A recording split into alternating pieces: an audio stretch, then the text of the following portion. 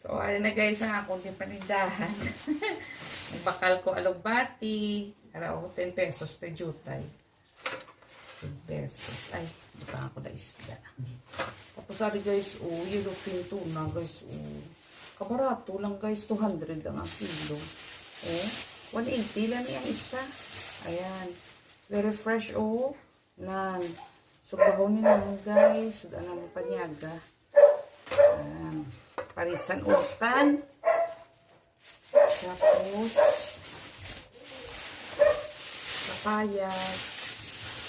Ala ko luto ng papayas. Tapos syempre kay lakswa, may kalabasa.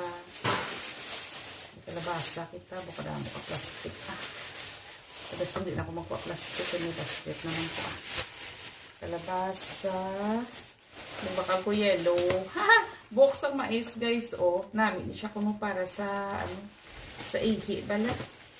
Halimbawa pag may mga mga bato-bato sa ihi, sa disclaimer guys, hamba lang na ito nila.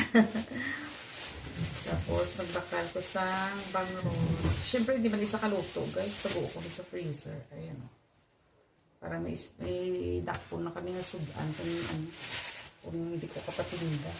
Ay, nagbakal ko guys ko, But ni siya parang pupsang lago.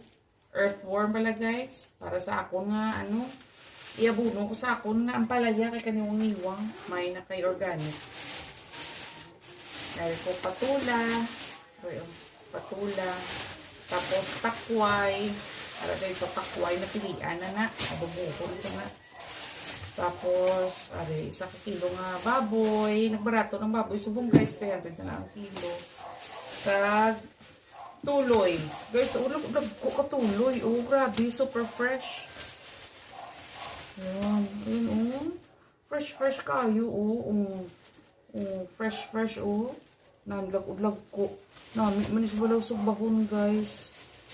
Ayan, So, ang kakaon na lang kami ni Liam, si Chatty, si Kogo. Kaya, ang malang pinamakal ko, guys. Basket. May musta na pamahaw. Ay, nagbakal po ko gali din. Aga nga mais. Ito na to sa lamisa. Mamahaw ka na, guys. Bye.